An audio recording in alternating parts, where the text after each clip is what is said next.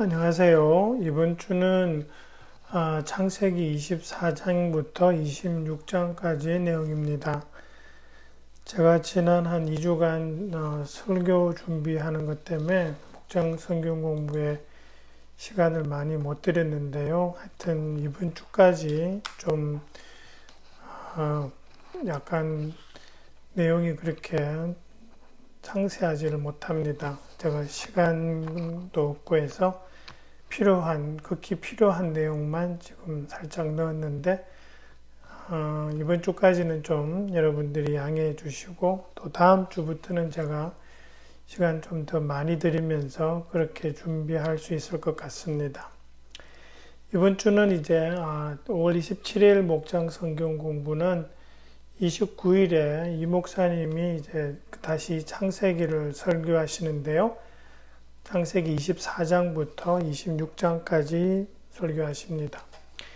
이 창세기 24장의 대부분의 내용은 이삭의 아내를 찾으러 가는 그 과정들을 담고 있습니다. 보시면은 이제 사라가 죽고 나서 또 이삭이 나이가 보니까 한 40 가까이 된 것 같아요. 그래서 이제 배우자를 찾으려고 하는데 가나안 땅에서 배우자를 찾지 않고 이 멀리 있는 자기 고향 동네에 종을 보내서 이삭의 아내를 찾게 합니다. 근데 이 2절에 보시면 24장 2절에서 맹세를 시키죠. 그러니까 이제 아브라함은 노인이 됐기 때문에 잘 움직이지도 못하고 잘 보이지도 않고 그럴 때니까 종이 이제 딴 데 가서 여자를 구해올지 모르니까요. 그러니까 이제 맹세시키는 거죠. 반드시 자기 고향 동네에 가서 며느리감을 데리고 와라. 그러면서 맹세를 시키는데 다리 사이에 손을 넣어라 이렇게 하고 있어요. 이게 어떤 건지는 사실은 분명하지 않습니다. 다른 데도 이런 내용이 잘 안 나와요. 역사책이나 이런 데도. 그런데 보면 그 당시에 맹세를 할 때 이렇게 했던 것 같아요. 왜냐하면 창세기에 이렇게 맹세하는 방법이 2번 나옵니다. 이번에 나오고 창세기 47장에서 그 야곱이 죽으면서 자기 아들 요셉에게 맹세를 시키죠. 자기를 자기 아버지 온 가족이 묻혀 있는 그곳으로 시신을 가지고 가서 묻어달라.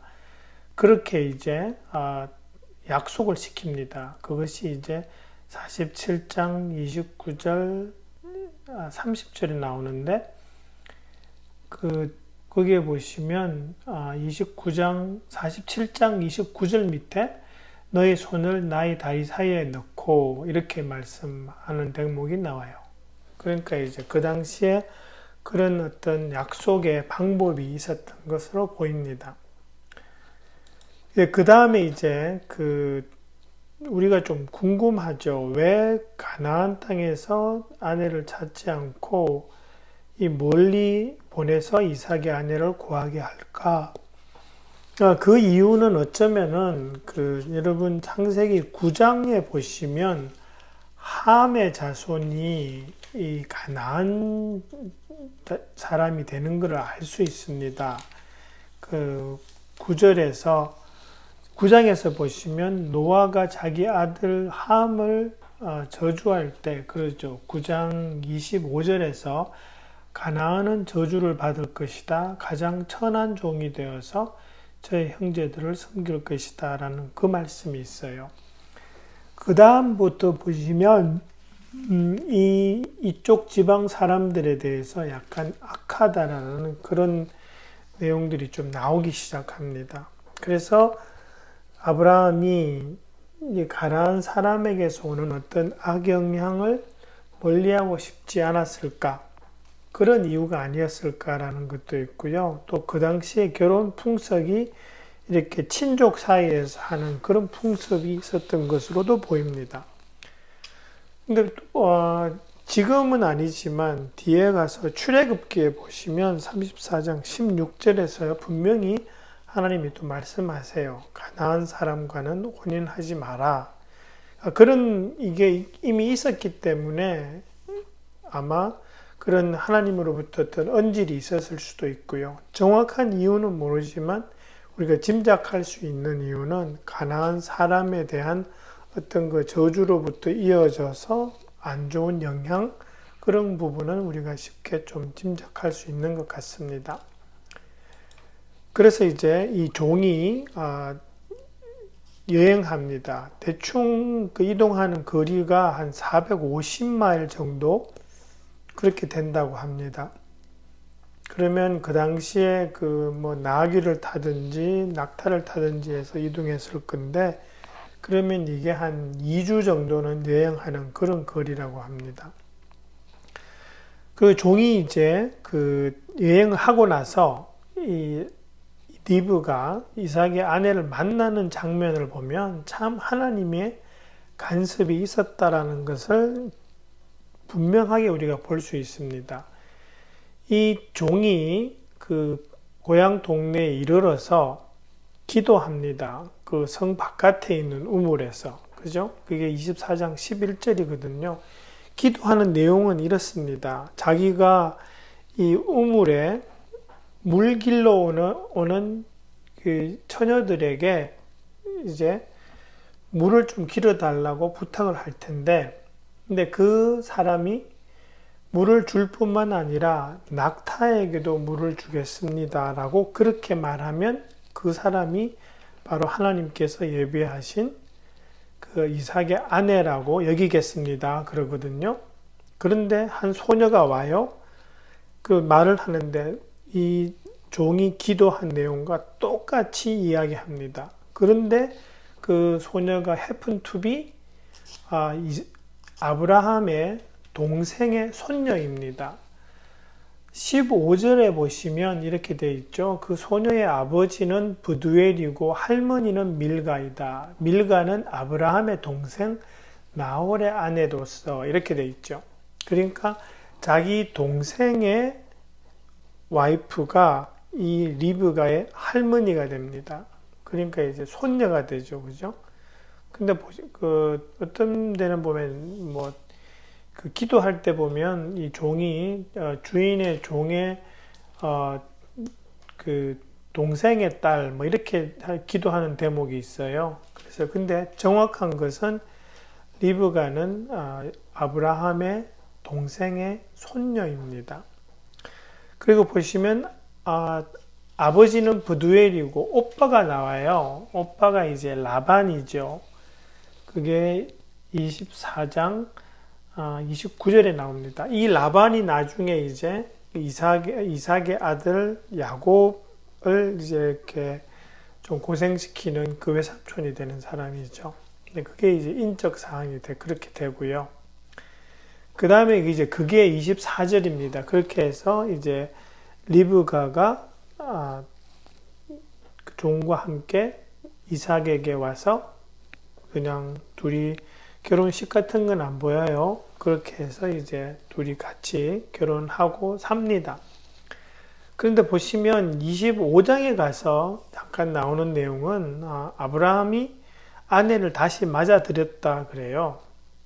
근데 그 이름이 그두라입니다. 근데 이 아브라함과 그두라 사이에서 또 다른 자손들이 생기고, 그러면서 우리가 좀 주목해 보고 싶은 것은 5절 이하입니다. 25장 5절에 보시면 아브라함은 자기 자산을 모두 이삭에게 물려주고 첩들에게서 낳은 아들에게는 한 몫씩 나누어 주었지만 죽기 전에 그 아들들을 동방 땅으로 보냈다. 그렇게 나옵니다. 그러니까 무슨 소리냐 하니까 첩들이라고 하는 것은 이 그두라하고 그 앞에 있었던 하갈이죠. 이스마엘의 엄마. 그 두 첩에서 난 아들들에게는 자산을 한 몫은 주었지만 멀리 떠나보냈고 나머지 모든 재산은 이삭에게 주었다라는 겁니다. 그만큼 이삭이 하나님으로부터 받은 약속의 아들이라는 것을 이 아브라함이 확실하게 했다라는 것을 우리가 알 수 있습니다. 그러면서 이제 25장 7절에 가면은 아브라함이 175세에 죽습니다. 죽고 난 다음에 이삭하고 이스마엘이 장사를 지내는데 그 막벨라 굴에 장사 지냅니다. 예전에 사라가 죽었을 때 구입하죠. 에브론의 막벨라 굴. 거기에 이제 사라와 함께 그렇게 묻히는 것을 우리가 볼 수 있습니다. 그러고 난 다음에 이제 보시면 이스마엘의 자손 그 족보들이 살짝 나오고요. 그 다음에 이제 이삭의 족보가 나오는데 보시면은 이삭이 결혼했을 때가 40살입니다. 근데 이 리브가가 임신을 잘 못해요, 처음에. 그래서 이삭이 기도합니다. 아내가 임신하게 해달라고.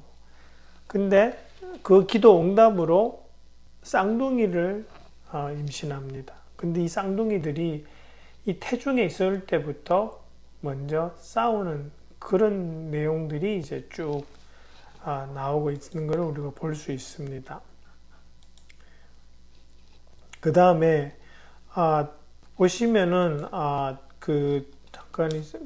그리고 난 다음에 이제 이 태중에 있는 아이들이 싸우는데 하나님께서 그러세요.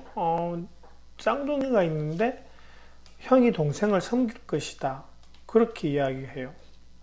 그걸 보면서 우리가 알 수 있는 것은 정말 이 하나님이 예비하시고 미리 준비해 놓으신 게 있겠다라는 그런 이야기를 생각을 우리가 좀 할 수 있고요.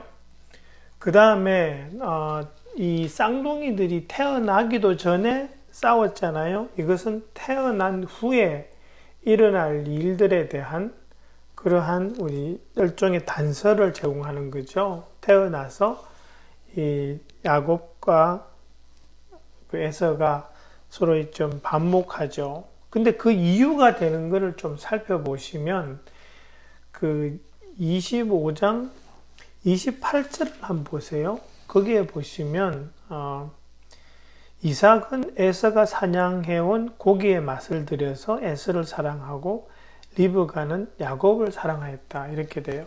그러니까 엄마 아빠가 이 쌍둥이를 각 한 명씩 더 편애하는 모습이 지금 보이고 있다라는 겁니다. 근데 그게 이제 나중에 가서 이 두 아들들이 다투고 하는 그런 문제가 되는 그런 소지가 되죠.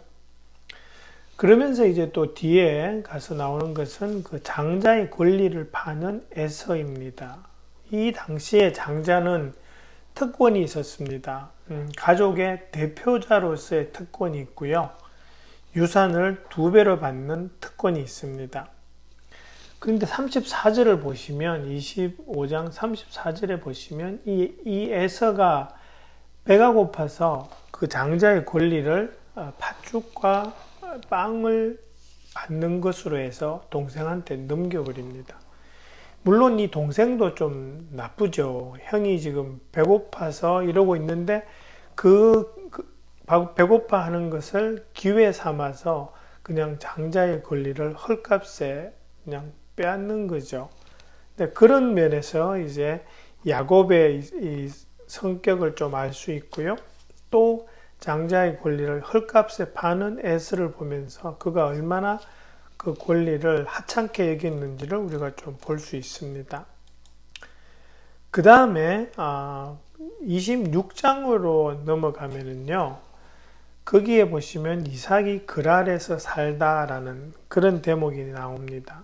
근데 이 대목에서 하나 또 보이는 것은 이삭이 자기 아버지 아브라함이 했던 거짓말을 그대로 하고 있는 것을 볼 수 있습니다. 그 26장 7절에 보시면 사람들이 리브가가 누구냐고 묻는데 이 이삭이 그 리브가가 아내가 아니라 누이라고 그렇게 이야기합니다. 이유도 똑같습니다. 이 아내가 이쁘기 때문에 사람들이 자기를 죽이고 또 이브가를 빼앗아 갈지 모른다라고 했던 그 이유, 그것은 아브라함이 사라를 누이라고 거짓말했던 그 이유와 똑같습니다. 그런데 이 그랄 왕이 딱 알아차리죠. 그렇게 해서 이제 왜 거짓말했냐고 막 그렇게 따지는 장면이 나옵니다. 그러면서 이제 뒤에 가 보시면 그 아비멜렉하고 그 이삭하고 평화 협정을 맺는 장면이 나옵니다. 26장 26절부터 나오는 내용인데요. 보시면 이 아비멜렉하고 그 아브라함이 이 비슷한 협약을 21장에서 맺었습니다. 그래서 이 아비멜렉이 그 아브라함과 협약을 맺었던 그 아비멜렉인지, 아니면 이 아비멜렉이라는 것이 사람의 이름이 아니라 그 왕의 어떤 호칭을 이야기하는 것이면 예전 왕의 아들이 될 수도 있죠. 그래서 같은 사람인지 그 사람의 아들인지는 불분명하지만 이 두 사람 사이에서 협약을 맺고 있는데 똑같은 이유가 보입니다. 이게 뭐냐 하면은 아브라함도 협약 맺을 때 아비멜렉이 와서 협약 맺자고 한 이유가 하나님이 그 사람을 복 주시는 것을 보고 그렇게 맺자 그런 거거든요. 여기서도 마찬가지예요. 28절에 보시면 우리는 주님께서 당신과 함께 계심을 똑똑히 보았습니다. 그렇게 돼요. 그러니까 하나님께서 일하시는 것이 보였기 때문에 이 아비멜렉이 와서 아버지와 또 그러니까 아브라함과 똑같은 협약을 지금 맺고 있는 것을 볼 수 있습니다.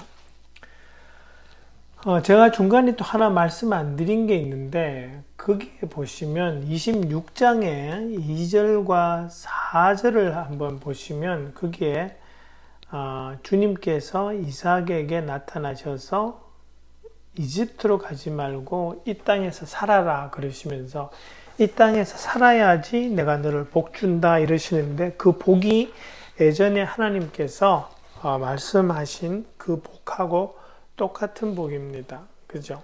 그래서 하나님이 아브라함에게 약속하신 그 복이 이삭에게 그대로 물려 내려온다는 것을 우리가 볼 수 있다는 것입니다. 예, 요까지가 제가 준비한 내용이고요. 좀 제가 생각해도 좀 더 자세하게 할 수 있는데 제가 지난 그 설교 준비하면서 시간에 쫓겨가지고 제대로 이렇게 잘 시간을 못 냈습니다. 하여튼 다음 주부터는 좀 더 시간을 많이 드릴 수 있지 않을까 그렇게 생각합니다. 네, 감사하고요. 수고해 주세요. 감사합니다.